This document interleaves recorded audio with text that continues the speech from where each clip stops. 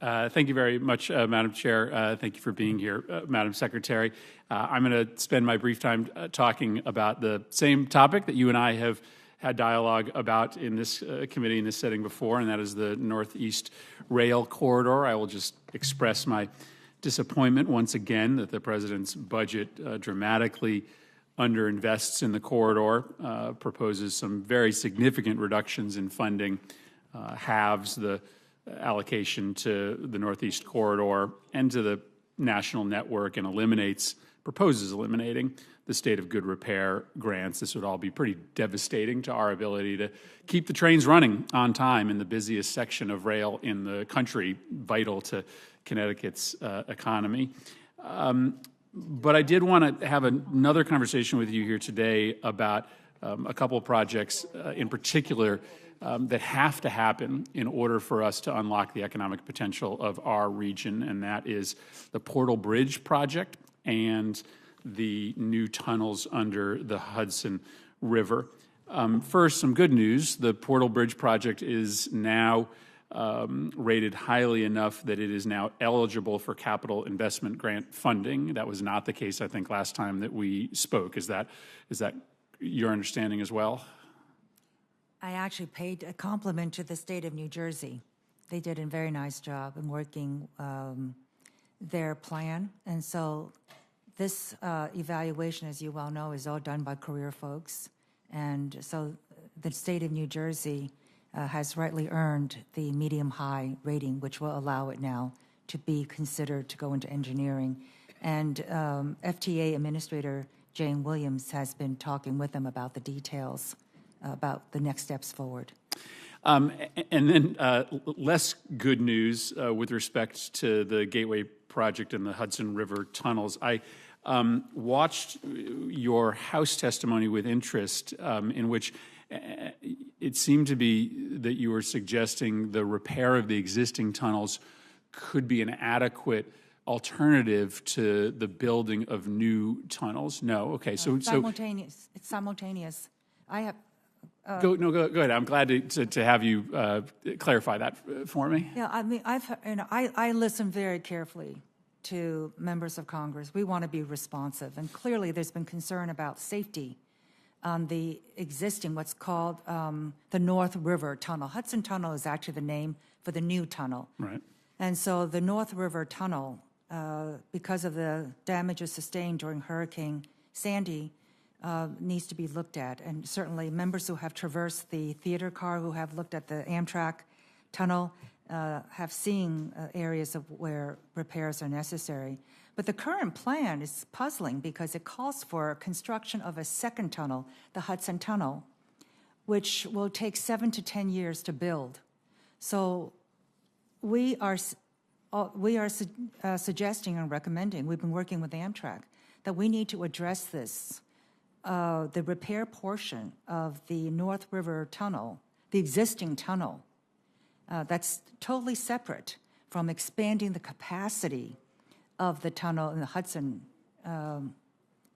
Tunnel for the future. So those are two concurrent projects. And just because we are addressing the North River Tunnel from a safety point of view, which everyone has been telling us is so important, which we believe as well, we need to be addressing the safety aspect. How do we rehabilitate and repair the existing tunnel while expanding the capacity for the new Hudson Tunnel, which also is not a project unto its own. The ability of the Hudson Tunnel to be expanded will depend on Penn Station. And you know, Penn Station has to be expanded as well. Right. So I think we viewed the projects together. We had hoped to be started on Gateway years ago, and because there would be serious service interruptions if Well, we hope not. That's what we're trying to find out.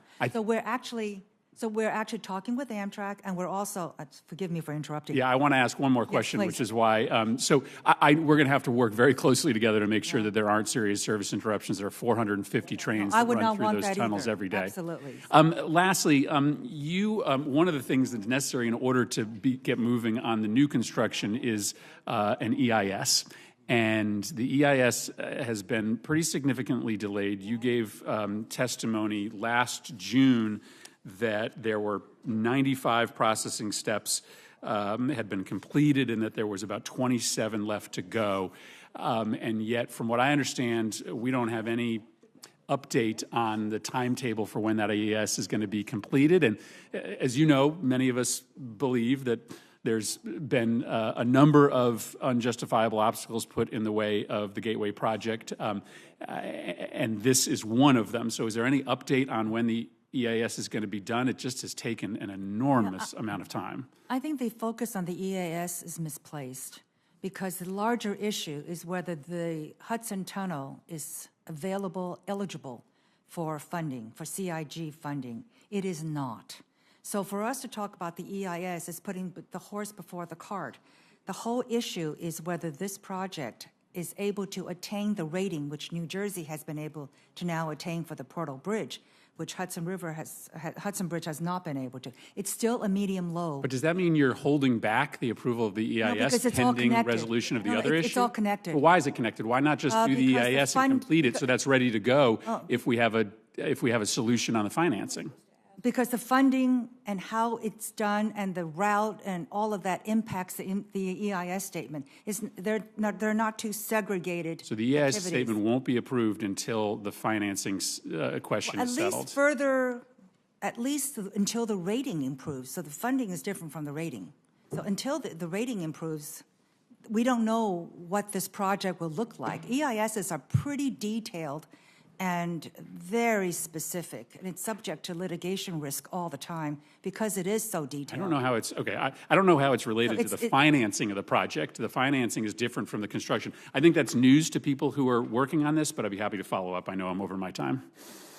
And if I may just ask also, on the issue about the safety of the North River tunnel, we're basically hoping not to disrupt the service, and we're actually going to take a page from Governor Cuomo's playbook and asking the Columbia Engineering School and the Cornell Engineering School to look at how we can take a look at the rehabilitation and repair. The governor was able to be very successful in tapping those two expert resources to take a look at the Canarsie project. So we want to copy his example and see whether we can tap those two skilled expert resources, Columbia and Cornell, to see how we can take a new look at repairing and rehabilitation of the North River tunnel, because from a safety point of view, we're all concerned about that. Thank you.